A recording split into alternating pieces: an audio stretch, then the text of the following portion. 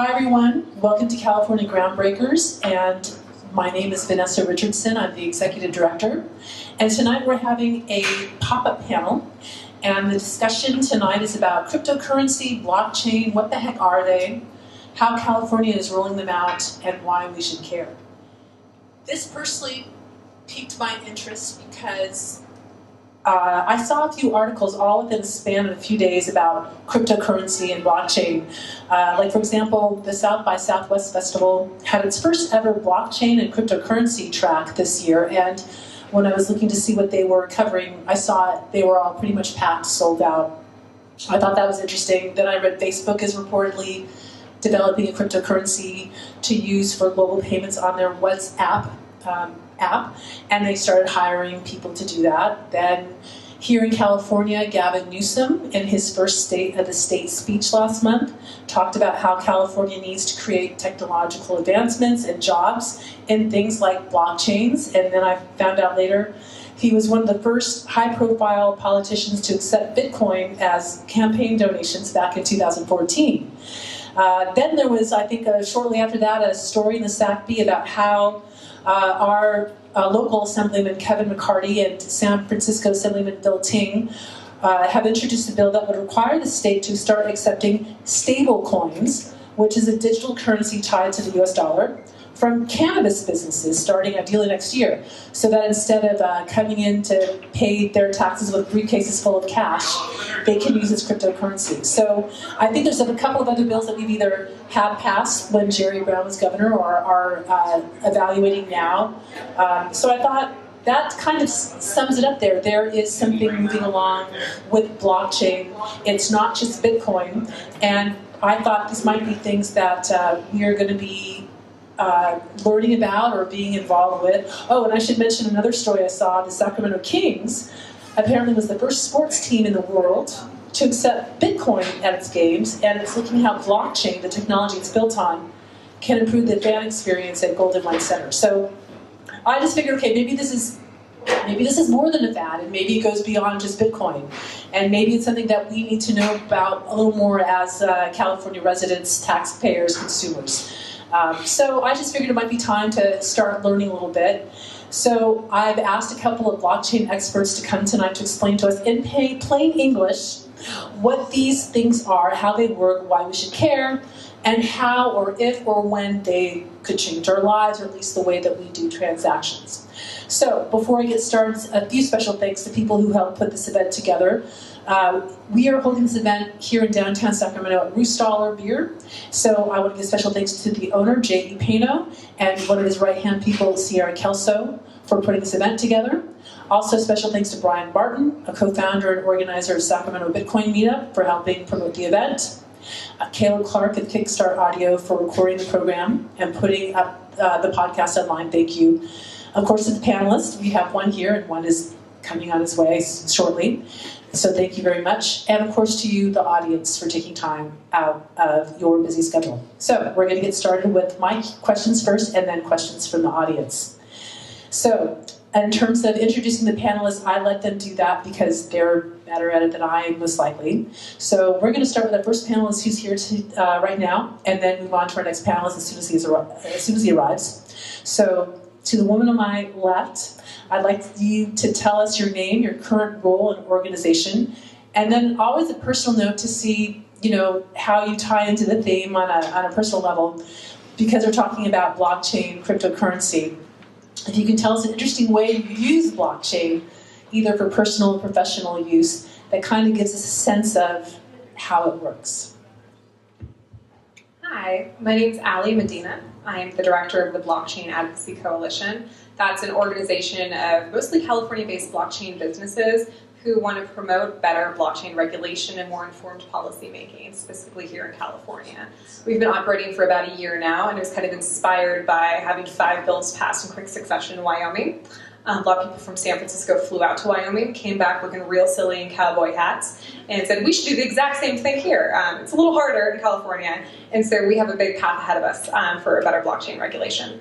And how I personally use blockchain, well, for a bill I'm working on, I've actually set up, I think, 5 different blockchain wallets in the last few weeks to sort of test out what would be the best way for a business or a government entity to send or receive stablecoins, which I'm sure we'll get into a little bit. And so I've tested out about 5 different ones to sort of see which kind of wallets I like best, which features I like best on them, and what I think is most appropriate for the government to use.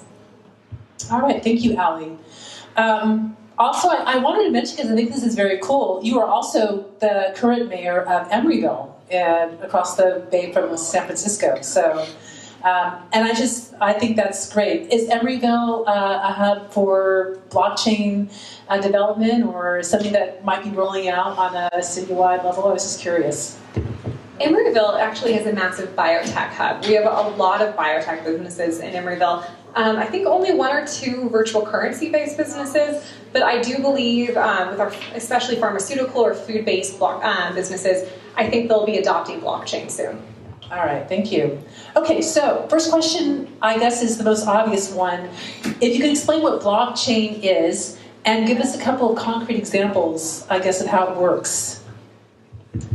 Blockchain is just a distributed ledger network. So it simply works by kind of taking the requirement of having an intermediary out of most transactions. You don't have to trust a bank to transmit money for you. You can have that verified by everyone involved in the network.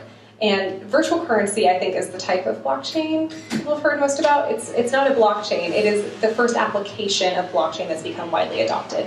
I think the best metaphor that I hear a lot is virtual currency is like email was to the internet. It's not the only thing you do on the internet. I look at cat pictures on the internet all day. But it is the first thing that people figured out was a really good use of the internet, was sending email. And so that's kind of like what virtual currency is in relation to blockchain. So when you had mentioned that you're testing out different blockchain wallets, maybe that could be an example of which one you like best and why, how it would be used. What would you recommend to me if I was using a blockchain wallet, to give us a concrete example of how it works? Yeah, honestly, my favorite one is actually designed by one of my board members, so maybe I'm a little biased, but frankly, I tested a bunch and I really like it. It's by Uphold, and what I like about it is that I can specify that I'm receiving funds in US dollars. I don't have to switch virtual currency out to US dollars. I don't have to take that extra step. I can just say, hey, pay me at this address, and they send me Bitcoin, Ethereum, and these sort of virtual currency, and it populates in my account as US dollars. And then you can use that as currency anywhere, any kind of transaction. Like I know we use PayPal and Venmo. Is it something similar to that where? That's a really good metaphor. Yeah, that's actually how I explain it to a lot of legislators. The wallets are sort of like, PayPal or Venmo. They're just the third party that you're using in order to facilitate these transactions. Okay, good. So then now the Blockchain Advocacy Coalition, that is the organization that you're leading up, and I know I found you because when I was searching in Sacramento what's going on in terms of blockchain, there was an article about how the Blockchain Advocacy Coalition is coming to Sacramento to educate legislators about it. So I was wondering in the coalition, who is in this coalition? What are they do? These companies, what are they doing? Is it just cryptocurrency that they're working on, or are there other uses of blockchain that they're working on in the companies? Just give us a sense of who is in this coalition. Well, we had about 20 businesses come up with us to educate policymakers last year. And I think there's a really big range. We do some virtual currency companies, Cred and Uphold. They handle much more of the virtual currency side of things. We had Beef Chain come up, which puts actual cows on blockchain supply chains. So I had them meet with Central Valley legislators. I thought that was a good fit for them. We had Proppy, and they put land titles on blockchain. They're doing a pilot with the state of Vermont right now.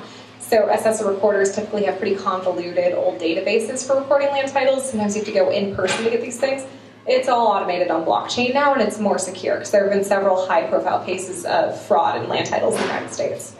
So we have Kevin here, who's our other panelist. Kevin, I just wanted to briefly introduce you, or actually have you introduce yourself. Obviously, your name, your current role in the organization, and the question I asked Ally was kind of a personal question too about, an interesting way you've used blockchain lately, either for personal or professional use, just to give us a sense of how it's used.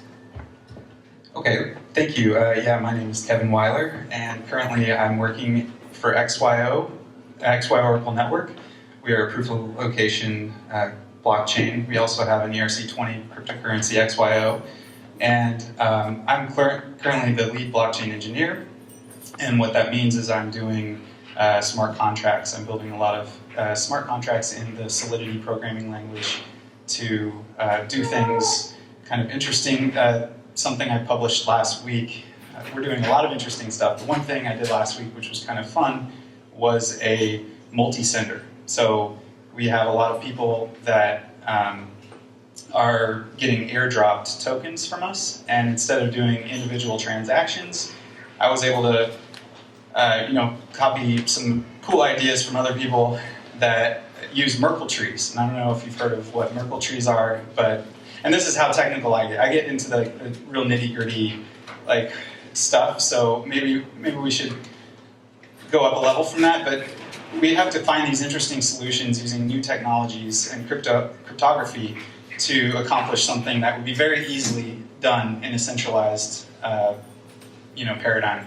But now we're in this decentralized paradigm, so we have to do things like using Merkle trees to store giant lists of airdrop addresses. And what that means is that you can create an off-chain list, meaning it's not stored on the blockchain, and you create this huge list of people and the amounts that are owed to them, and then you simply submit, when somebody wants to claim their tokens that are allotted to them, they submit a Merkle proof instead of actually having that data on the chain. So there's zero knowledge involved in the actual address or the amount that's owed to that person. It's simply the root of the Merkle tree. It's one 256-bit address that stores the data of potentially billions of people. So we come up with these novel solutions that use very little data to enable sort of decentralized interaction, and we can get more into why decentralized is cool and why all that. And that's a long introduction. I'm sorry. No, it gives it sense of it's kind of, there's a lot going on behind the scenes when it comes to blockchain, but I think our audience is probably general audience, general knowledge, but maybe a few people who know. But when I was looking at XYO, I think I saw the term GPS and how what you're doing is kind of something similar, or maybe could be a rival. So I was asking Ally for an example of a concrete example of how blockchain works for those of us like me who don't know. We've heard Bitcoin, and we get a sense of cryptocurrency, but blockchain itself is still like, whoa. So for what XYO does, I'm not sure if your clientele is the general public, maybe it's more specialized businesses, but can you give us a concrete example, from what you're working on, especially with this GPS thing, how it would be used and how we can visualize how it would be used? Sure. We're trying to solve the problem of proof of location. So proof of location is simply trying to verify with certainty that something was where it said it was.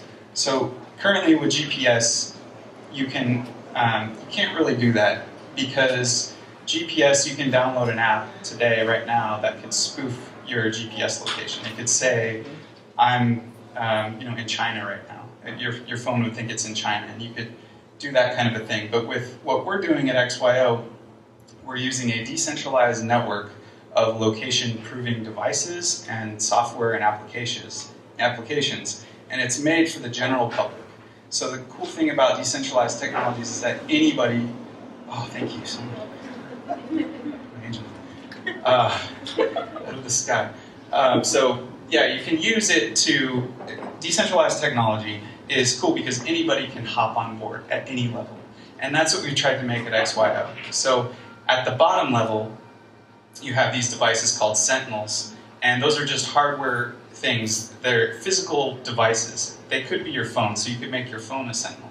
And those things interact with each other, and anybody can hop on board and say, I'm a Sentinel today, and then start sharing your GPS coordinates, but also be in this network of location proving things. So the way that it works is that you'd have, if you said, it's the same way our brains work. It's all about, we have this self-map, and everything that we know and everything we are is basically what we've mapped onto this self-map.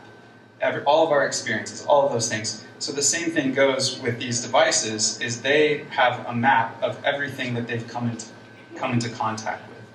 So when you have one and I have one, then we both share each other's private signatures to make sure that your device is who it says it is and my device is who it says it is. And now we've both proven that we've seen each other because I've added you to my list and you've added me to your list. And so here we are, we've proven that, but you could say, well, you could just lie about that information. And that's absolutely correct. So what the decentralized thing does is that now it's not just you and me in a room, it's maybe all of us in a room, or at least like a handful of us. And if a handful of us are validating each other's signatures and are validating that I saw you and you saw me, and then you saw me as well, then now we have like this third party that can verify the truth. And that's the whole concept of decentralization, is you're using third parties to the nth degree to come to truth. And that's very fascinating that we can now do that with technology that sort of you can hop on board from any level. And yeah, so we're doing that with location and other things, use cases I could go into as well if you want to talk about. I didn't address that part. Well, no, that's that makes sense. I get it. And I think for this discussion, because we're in Sacramento, and so much is coming out of the Capitol, which is a few blocks down the street. I was saying how this really sparked my interest when I was seeing Gavin Newsom, our treasurer, Fiona Ma, legislators discussing blockchain as something that we would be using on a statewide level, on a legislative level. So again, when I was researching, I saw how there was a Q&A that I think, Ally, you were involved with or led, where Fiona Ma, our state treasurer, was there, and talking about how she's interested in learning about how blockchain can help the state with maybe property titles, tax collection, banking in the cannabis industry. I think I saw, I'm not sure if this is a government agency, but they're using or testing at least blockchain to monitor groundwater. So they're using it for environmental use. I guess sensors that are testing groundwater in the San Joaquin Valley, so it's actually happening. So I thought, wow, there's a lot going on. So I'm going to open this up to both of you in terms of where can this be used from a government perspective, state agencies that are looking at this, or ways that you're recommending or thinking that they would be able to use it, I guess for better, for worse, for us, for when they're managing all these things on a legislative or regulatory level. So I just wanted to ask for both of you, where do you see the state of California using this based on what's coming up so far, financial, property, cannabis, environmental? Who would like to start with suggested uses? Ally? Yeah, I'm happy to. One of the bills we worked on last year was AB 2658, written by Assemblymember Calderon. And this bill established the state's blockchain working group, which is in the process still of being created. And the group has a couple of goals, and one's to examine kind of regulatory structures and what the California government should do in terms of regulating blockchain. The other half of that, though, is looking at how the state government should be using blockchain. And we have a lot of suggestions for that. So obviously one big one is AB 953, the bill we sponsored this year, which will allow cannabis companies to remit their taxes via stablecoin. That's meant to be a solution to the current issue of cannabis companies not being able to open bank accounts because most bank accounts are federally insured. So that's a massive problem. 70% of cannabis companies are unbanked. And the way they pay their taxes or move money is with armored cars, which is very expensive and a public safety hazard, frankly. Cities have to pay to take that cannabis money and bank it themselves. They have to hire an armored car to go from City Hall to a bank. So this bill would allow the treasurer to set up a list of standards, and this is frankly Fiona Ma's fault because she asked me at that panel, can you do this for cannabis? And I was like, oh gee, yes I can. Create a list of standards for kind of coins and wallets would be acceptable. Obviously, not all stablecoins are US dollar backed, to just throw it out there. In the bill though, I'm requiring US dollar backed ones because I think that's the only thing that makes sense for the government to be using. There's some pretty complex methods of collateralization. And so that's one big one. I also think there's a lot of talk about, could we put the DMV on blockchain, since they don't seem to be great at record keeping. They lost 26,000 voter registrations last year when they tried to implement the voter fraud bill. Department of General Services has a massive auditing problem. Could we maybe use blockchain supply chain solutions in the Department of General Services? So there's a few different aspects of the government. Kevin, what do you think? How can we use it better on a government level? Yeah, on a government level, I think the Internet of Things economy is just right now starting. And you mentioned things for water or for electricity, all these smart meters that are starting to come alive, right? And when we have a network that we can trust, where it's not just individual, like PG&E that holds the silo of data for our energy, and we have that in a decentralized web where anybody can build one of these devices and plug into the registry for energy consumption, then I think those Internet of Things devices are going to help automate a lot of the processes and also build a better, more trusted infrastructure that is immutable and will help us with keeping records around. One thing that we're working on at XYO is putting real estate on the blockchain, and that can affect every level in the government. And we're starting in Mexico, and we're working with Remax Mexico to create an MLS there. And the problem with there is no MLS there. And remind us what MLS stands for. Is that like a market listing? Something listing service. Multiple listing service. Thank you. And it's so convoluted, the MLS, right? If you're in real estate.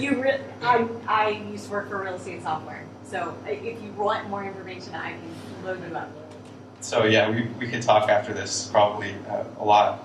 So in Mexico, they have those problems, but they also have the problem of safety and people just coming in and stealing listings and saying, "Oh, I'm an agent." There's a wild west of real estate in Mexico. So keeping that under control and putting things on an open, transparent registry is a good start for them, and they're totally interested in that right now. But supply chain is probably the most obvious for our use cases as well. Ally, did you want to add? Yeah, I did. I want to build on what you said about electricity, because I think you're absolutely right, and a lot of people have mentioned, why can't we do microgrids, which would be an awesome use for blockchain for the state of California, where we have a lot of solar panels, and we have really close impending carbon goals that we're trying to hit. Unfortunately, PG&E owns the right-of-way in the state of California. So now that they're... For the entire state? Yeah. So I cannot, in my city of Emeryville, set up a microgrid where from warehouse to warehouse I could put up solar panels and have some sort of microgrid system on blockchain that kind of regulates and monitors how much has gone back and forth and then charges people to share energy. So we have tons of flat warehouse space. It should make sense for them to be able to sell some of that energy to their neighbors. That is not legal in the state of California. So the regulatory aspect is going to be massive for blockchain adoption, because that is such an obvious thing that when I first learned about blockchain technology, the Rocky Mountain Institute is doing tests of this in South America, and I'm like, I want to do it, but PG. So these are part of the things that we have to look at. Now would be a great time to advocate for that, actually, because PG&E declared bankruptcy, so they're kind of a weak political position. Happy to get involved in that project. I really want microgrids, personally. All right, so there's a lot of interesting uses. All right, so I'm going to ask one more question, and then I'm going to encourage the audience here to go up to the mic there and ask questions too. So while you're lining up, the question I have is about cryptocurrency specifically, because obviously Bitcoin, I guess, is the term that people have heard most. And lately, I guess it's negative things, or at least seesawing. The price is up and down. I think it's interesting how I've been reading about Venezuela. And obviously there's a lot of turmoil there, and I was reading an article about how people, just individuals in Venezuela, have come up with a cryptocurrency to use, but then the government in Venezuela has come up with a cryptocurrency, and I guess to track the usage by people there. So it seems like, it could be good or bad. But anyway, cryptocurrency, I wanted to ask you both, where does it stand now? Does it have a long way to go for it to be trusted, to be adopted? Because it just seems like, a lot of financial savvy people are like, yes, this is the next big thing. But it seems like an equal amount are saying, no, it's just, we're not going to touch it, we're not going to invest it, it's just too dangerous or too all over the place. So I just wanted your take on where does cryptocurrency stand, and where will it be for us? Will we be using it, or is it still too soon to be decided? Kevin? Sure. I think right now the biggest enemy of cryptocurrency is adoption, and followed second, maybe it's first, is regulation, and like you say, the PG&Es of the world that are going to fight pretty hard to be completely usurped, right? They're not just going to go away without a fight. And not to say that we're here to fight, but as soon as the cryptocurrencies of today start providing real-world value, and that's kind of the missing piece, right? We're waiting for that. I think that it's providing definite real-world value in monetary transfer, in settlement layers, in the banking industry. Like, we've seen how it's solved huge problems. And I think the first industry to really kind of be affected in a major way is the international transfer market, like Western Union or any of these sort of transfer money, because those are just dinosaurs compared to instant, immediate settlement of value over any border.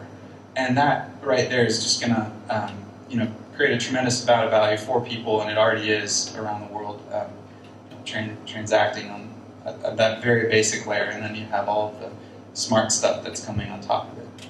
Okay, because I see that, like I mentioned before at the top of the program, that Facebook is developing it, or rumored to develop their own cryptocurrency to use on WhatsApp. I think I read how JP Morgan Chase is, or was, coming up with how to use blockchain or cryptocurrency, but they may be pulling back. So it seems like there's some who are on board or some who are still to be decided. So it just seemed like it was an area that may still see some fallout, some shakeout. Ally, what do you see? When I speak with legislators and policymakers about it, and when I was trying to say, hey, use virtual currency for cannabis, the number one objection was, what about the volatility? Like, volatility is a big concern for normal people who aren't very tech savvy to adopt this. The state of Ohio actually accepts Bitcoin and Ethereum for commercial taxes right now. They have since November. I think only like 2 companies have taken advantage. One of them is Overstock, who will do anything Bitcoin related. So Ohio's the first state to do this? Ohio's the first state to accept crypto taxes. Yeah, their treasurer decided unilaterally he was just going to go for it. I think it's because he's running for governor, if you ask me to speculate. Got a lot of press. And they set up a BitPay wallet, sort of just like having a PayPal link on a website to do it. So but within 24 hours, they're clearing that out into fiat currency. And for the state of California, there's too much concern over, like, what if we don't clear it out in time? What if the market changes? And there's a lack of a fail-safe. And we're talking about the amount of money that we would be moving in California. You need a fail-safe, and that's kind of a stumbling point, which is why I think for more conservative actors like the government, stablecoins will be kind of the lead-in to virtual currency adoption. But also what's going to be really attractive once you start using it is you realize that the transaction fees are far lower than institutional banks and ETF, electronic transfer of funds, or ACH. We're talking between a 2 to 5% fee normally, with virtual currency, even with like your most compliant full-service businesses, max 1.5%, could go down much further than that. Kevin? Yeah, I mean, in theory, it would just be the cost of actually storing the transaction on the blockchain. So it could be pennies for these, $1 million settlements. But yeah, that's I agree completely with you. That's it. All right, we have our first question at the mic. My name is Jeff, and my 2 questions is, one, the encryption level and how the assessed value would be stock market where it varies, or an assigned value. How do you determine the value of what you're offering? Who would like to start? Kevin, you want to take that? Yeah, I think I think that the law of economics plays into cryptocurrencies, very well with the supply and demand. And so you have a fixed supply in these cryptocurrencies. And as soon as the value is created in the network, we would expect to see more people come in and try to capture that value. And as soon as there's demand for that value, then you see the actual value be hit where that supply and the demand meet. What I'm saying to you is, i.e. stock market, when you initially offer it, it's $1, shall we say, that you start with. And then it's going to go up or down trying to figure out how you value that and how your encryption, how you make sure that value, where it's going to move, if that makes sense. I think I'm starting to get your question. How do you track the values of these cryptocurrencies? Because there's a lot of different exchanges out there, and each one of those exchanges, you might have a different supply and demand, and so there might be a different value on one exchange versus another exchange, so this becomes a very big problem. So I think in general we're starting to see aggregation of exchanges, and we're starting to see things called oracles that are coming in that are analyzing all of these different exchanges, and they're finding that they can average them out and then have websites that basically show that average. And then if you're a purchaser of a cryptocurrency, you would see that average and you would go in and you would invest based on what you saw there on any exchange. Whether or not it was fulfilled or not depends on the market on any given exchange. But it's basically aggregating all of the market data. And right now, because all that data isn't being aggregated, there's a lot of opportunities for arbitrage, where you go from one exchange where you can get a better exchange rate, and then you move to another exchange and you can make quite a bit of money on the differences there.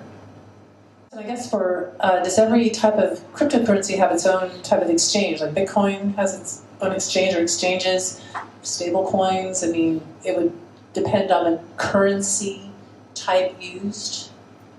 Ally? I wouldn't really think stablecoins don't have as much of a market for an exchange, because the whole point of them is to not change in value, and exchanges are more for things that could possibly change in value. I think, you can do that, but I think the point is more for cryptocurrencies that are security tokens. And so we're sort of seeing a move from ICOs to STOs now. Exchanges are going to be regulated by the federal government in, I think, a more aggressive way coming soon. And that's something that we should watch out for from a federal policy perspective. Right. All right. And next question at the mic. Hi. I think it's really cool that you guys are thinking about this, especially in terms of government. We need people thinking forward, so thank you.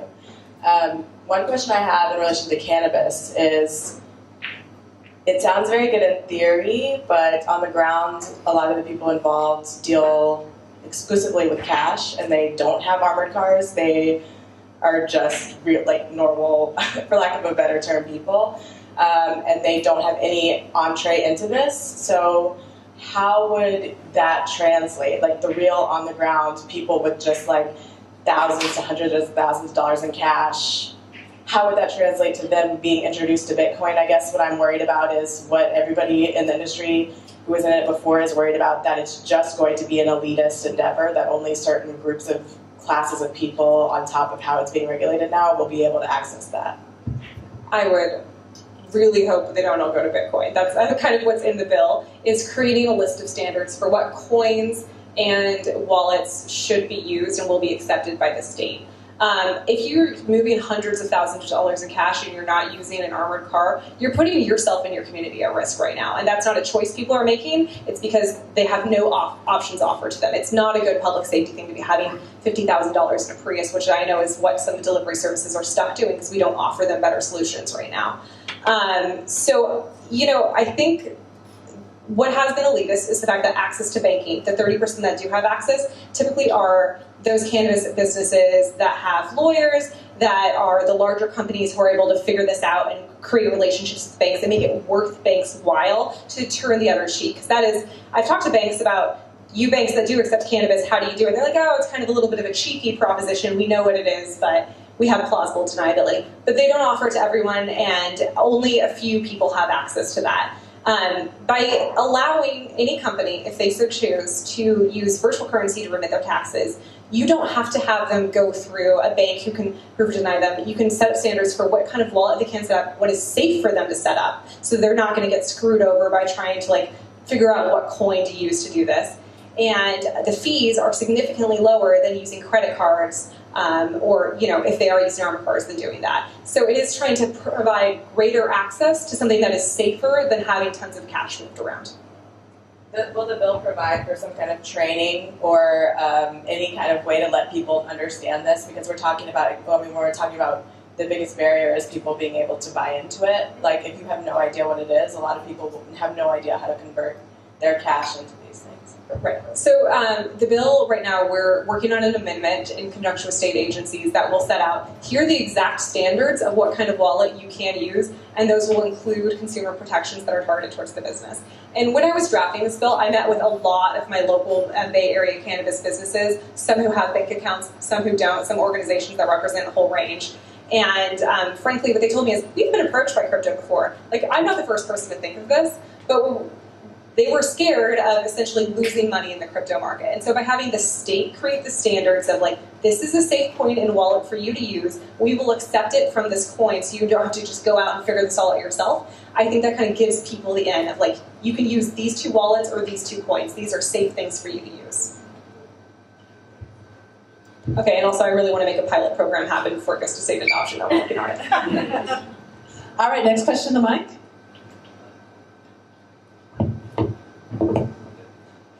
Yeah, first thing is if somebody's got hundreds of thousands of dollars to pay in taxes, obviously nobody can answer this question. Why can't the state show up and pick it up? Because it costs money. It costs your money, your taxpayer money, to pay for the armored car to do it. So it's better to have the taxpayer individually pay for it. That's what To have I want to give you $100,000. Okay, drive it over here and give it to me. You don't have to answer the Humboldt question. County actually has created a co-located services center now, where you can get your permits, you can drop off your cannabis taxes all in one location, because this was such a problem. Every county does kind of have its own discretion. Some counties are more receptive than others. Having a state standard of doing this makes it easier on the industry, where you know how you can do it in every county, even if your particular county isn't super helpful in working with you as a cannabis business. Okay, so my actual question is, besides the tropes of money laundering and black market transactions, why do blockchain transactions need to be regulated, since it's potentially decentralized?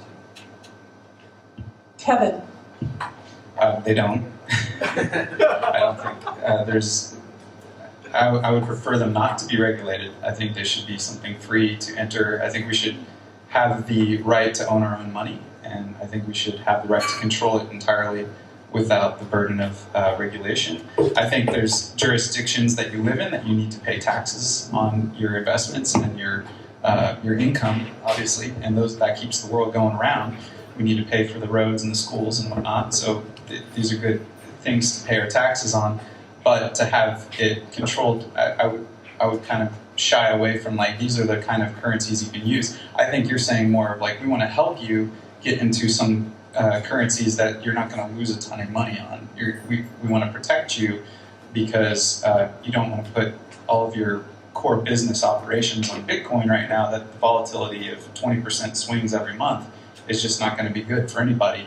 So having a stable coin is a great solution. I'm preferable to the MakerDAO, the DAI.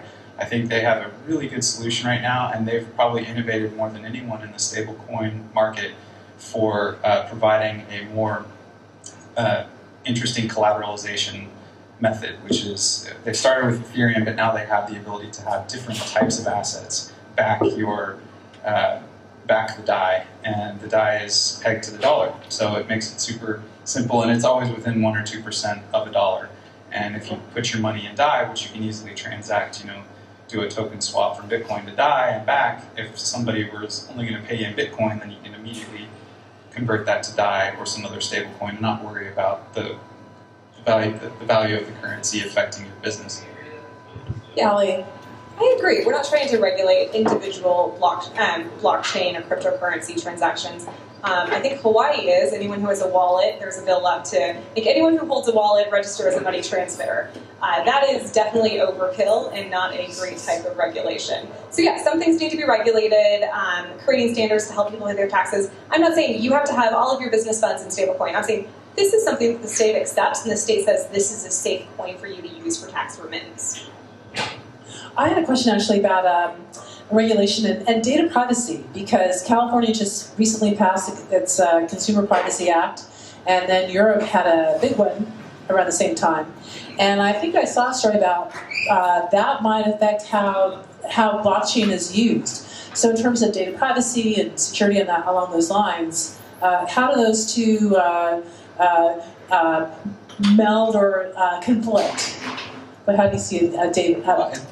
I think we're seeing this mostly with the Facebooks and the internet generation, that everyone's putting their data on the internet, and it's just for everyone to take and monetize to their heart's content. And so privacy is just essential with data. You need to have data sovereignty. You need to own your own data. If it's generated by you and your body, then it's as much as your thoughts and your minds belong to you, in my opinion.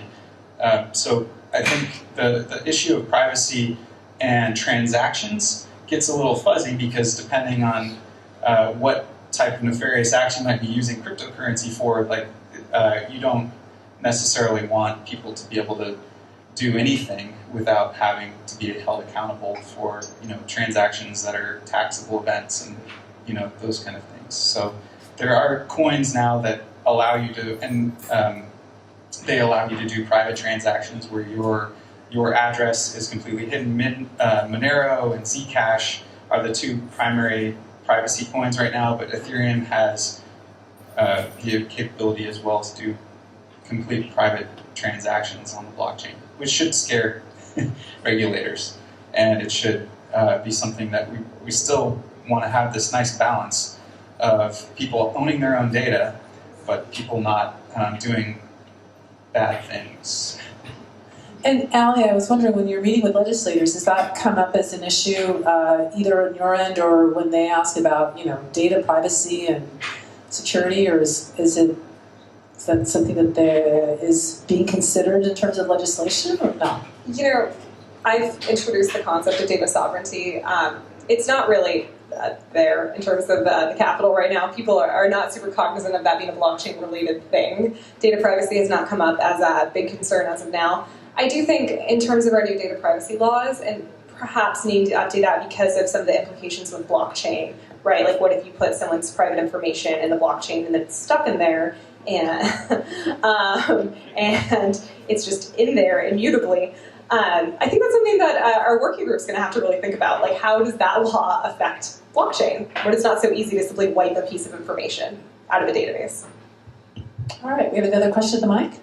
Yeah, hi, my name is Jody, and this is kicking the can down the road a little bit, but because we're talking about policy and creating new laws and something that's not been seen before, I think that it's really important to consider, and I'm sure that this is something that you both have come across. The problem that I see, and I'm sorry, I know you were supposed to ask a question first, but I feel like it needs a little bit. The problem that I see is there's going to be so much disruption in existing businesses who have a large lobby to protect what is not necessarily zeros and ones. They like one half.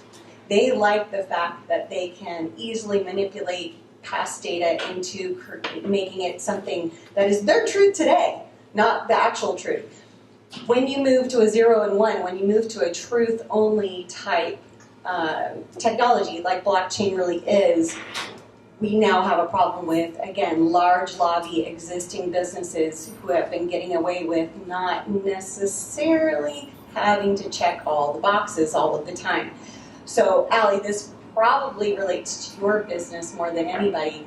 How are you handling that as you're moving forward? Because it's got to be a bumpy road for you to navigate between pacifying these particular businesses into understanding it's going to happen anyway, and also helping the legislators push the good legislation forward.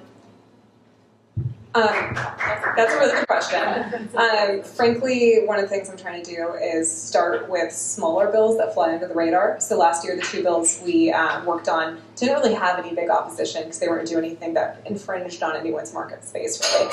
This year, we're going a little more aggressive with cannabis taxes. But again, banks can't come out and say, we don't want this because this is our market share, because they're not supposed to be banking cannabis. So we're still kind of playing it cleverly. We need to build up our political power and understanding of blockchain and capital before we go for something that'll take on a really big lobby group. And you mentioned something excellent about real estate. That is prime for blockchain to take over and make a lot more efficient a lot of the real estate functions. However, real estate lobby is a strong one. Yeah. No more need for title. Yes. No more need for escrow. No more need for recording. That affects both government and private business. It's Mortgage a big disruption, deal. payday lending. Yes. I want to take on payday lending. I'm itching to take on payday lending. And here's the thing, the Democrats right now, both the Senate and the House, are talking about how do we get rid of these payday lenders? How do we get rid of them? I'm in the corner like, I've got a solution. There's going to be financial instruments that can compete with payday lending in a serious way and undercut them, but we have to get more of an organized political force behind us, because I'm frankly one of the few people working in Sacramento on this. There's more people working on this in DC, but we do not have enough political power right now to take on one of those big organizations, frankly, and that's something I've got to build up. What are industries do you see being more receptive? I think you mentioned ag, like beaching. You're talking to ag industry. So who seems a little more receptive that you're talking with? Like, oh, this could work for us. Are there any industries? You know, I got a call from Quicken Loans, and they're like, hey, we're interested in blockchain. They invented the Rocket Mortgage, apparently, which is one of their best financial products, and they debuted it during the Super Bowl. I learned a lot about Quicken Loans during a quick Wikipedia search while they were calling me. So I think some businesses are looking at it. Western Union, I hate to say it, just put out a press release that they're going to consider use of blockchain. I want someone to beat them to the punch to undercut them, because they're just going to try to box out any competitors that are using blockchain to do their job better. So I think big companies are looking at it. Mercedes is using it. A lot of car companies are looking at IoT blockchain solutions. You probably know that better than I do right now. Yeah, Kevin, what do you see? So there's a lot of people looking for blockchain solutions right now. And in XYO's world, we come out with a partnership a week, basically, that is, this week it was a big scooter company. I can't remember which the scooter company was, but there's other ones like Jump, maybe? I bet it's 4 letters. Spin, bird, jump, skip. Something with that, and maybe an LY. I don't know. But the big companies like Microsoft has approached us. We've announced a few things publicly and some that aren't public. But the Remax. One of the biggest one is National Geographic. For whatever reasons, they just want to be on the forefront of innovation. And they have interesting use cases. Like they want to make sure that the people that they're sending out to take pictures and to do these expeditions out in the world are safe. And so when they get to their locations, they want to verify that they were really there. There's kidnapping is a problem, or just their general safety in these dangerous places. So blockchain is sort of hitting all of these levels, and as we build it. And I think I want to touch on what you said earlier, because it was such a good point. And I think one of the reasons why all of this movement has so much ground is because of that exact problem, is that people are being dishonest, and people have been able to be dishonest for too long with things that matter to all of us and things that we want the public to be, able to hold our leaders and the people that are spending all of our money accountable to those types of things. All right, next question to the mic. Hi, my name is Marcus. When we're talking about cryptocurrencies, obviously the big fish in the room is Bitcoin. I was wondering if you guys would speculate a little bit about the recent volatility they've had in the last year and a half, and if you ever think they'll reach their high point again. Kevin. I'm a believer, yes. I think it'll hit its high again. Whether it's going to be what the maximalists, the Bitcoin maximalists, those are people that think that Bitcoin is going to be the only coin in the future. They think that Bitcoin is going to be up in the millions once you have mass adoption. And that's possible, with supply and demand, that's definitely possible, but I don't see that happening. I think there's going to be a large amount of tokens in the future, and I see there's a theory, there's speculation around the halving of the token offering of Bitcoin. So every 18 months, I think every 4 years, so they halve the amount that they pay in rewards for their miners.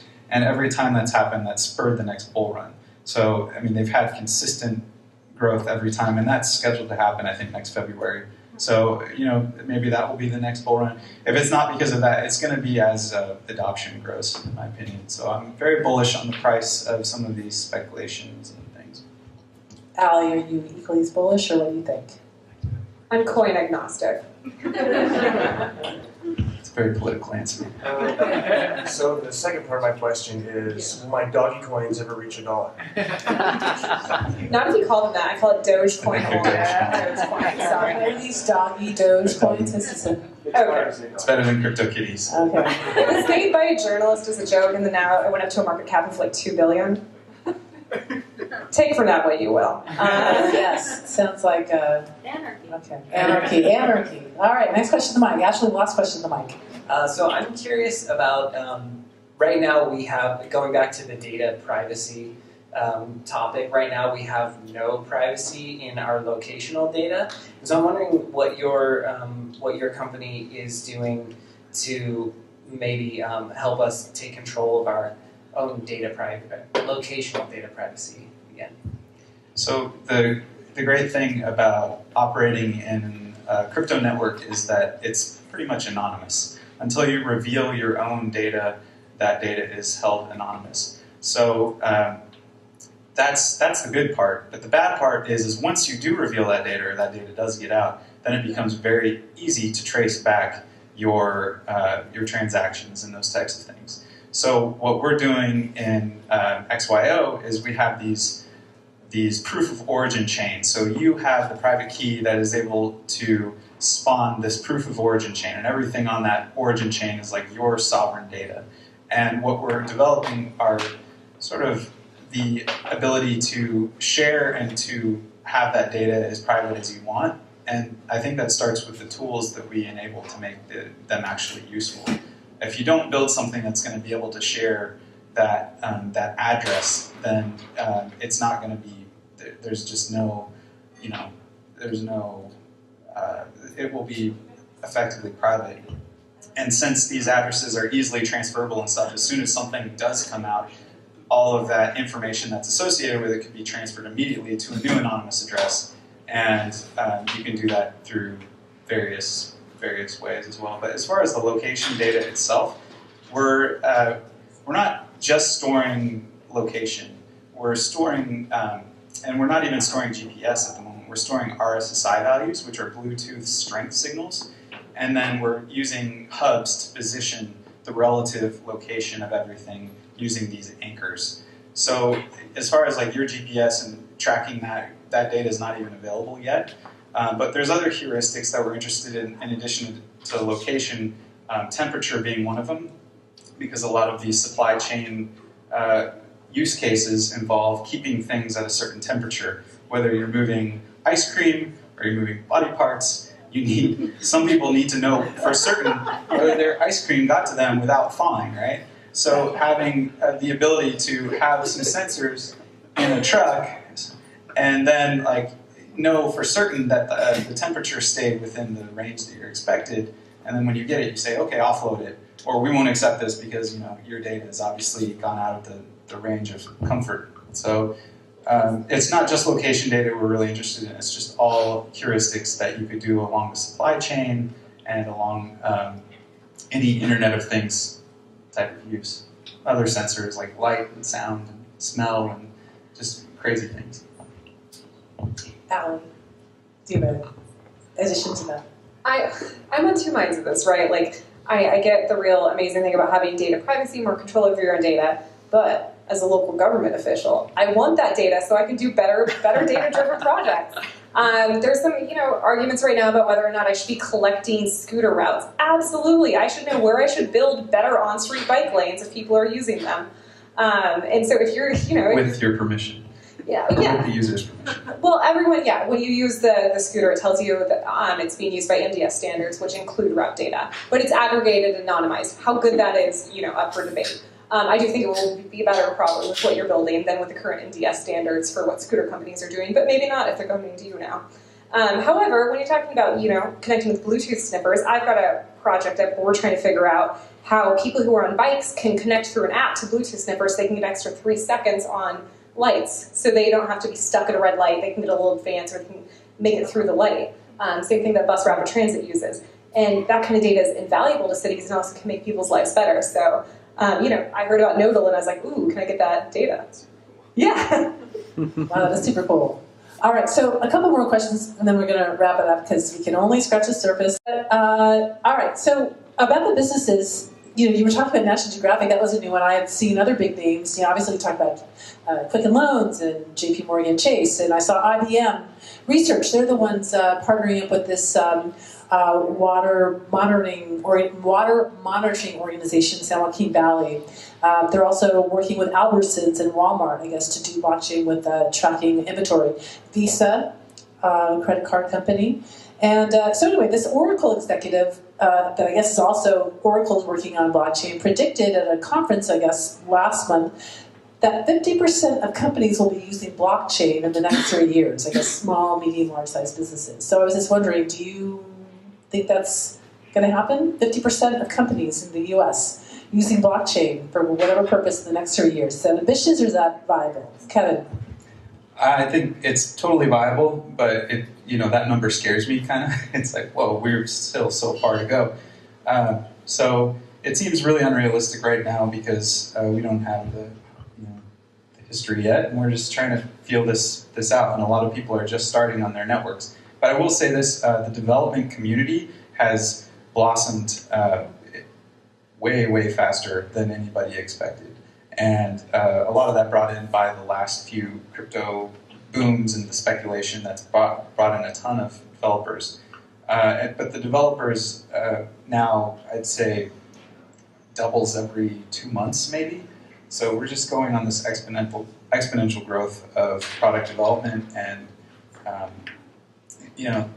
we'll see in 3 years. That'll be an interesting statistic to look back on. But I don't see why not. Ally? People do love to have bold announcements at conferences. Yeah. That's so on trend. I guess as a consumer, it's kind of scary to me, how much will I need to know about blockchain in the next 3 years about 50% of companies? So that's why I was like, is this realistic? One of my favorite quotes from Olga Mack of QuantStamp is, she's explaining smart contracts to regulators, in which it was a more fun conversation than you'd think. And she had them rolling me laughter, and she's like, I'm not going to make you all understand exactly how blockchain works, but you don't understand exactly how electricity works to you. I mean, admit it. I flip on the light switch, lights come on, we roll. I can't explain to you too much more in depth than that. So I think for consumers, I think there's a big trick in terms of making products that consumers can understand. You're right. I think that's going to be a big hurdle for a lot of companies. All right, and the last question is, again, on the legislative side. So the states, Government Operations Agency, so CalGovOps for short, is putting together a blockchain work group in order to evaluate the risks, benefits, and legal implications of the use of blockchain by government agencies and California-based businesses. So they're looking for people to bring onto this work group. So for you, Kevin and Ally, what's your advice to them? Who should they have join the group? What do they need to focus on? And in general, what should the state, as our legislative body, consider when it comes to legislating, managing, and rolling out the use of blockchain? Just to a few things that they should keep in mind if you were face to face with them. Who would like to start? And frankly, yes, I'm advocating for myself to be on it. I'll admit it, I am. But I'm advocating for myself to take a non-tech seat on there because there's only 3 tech seats on this committee.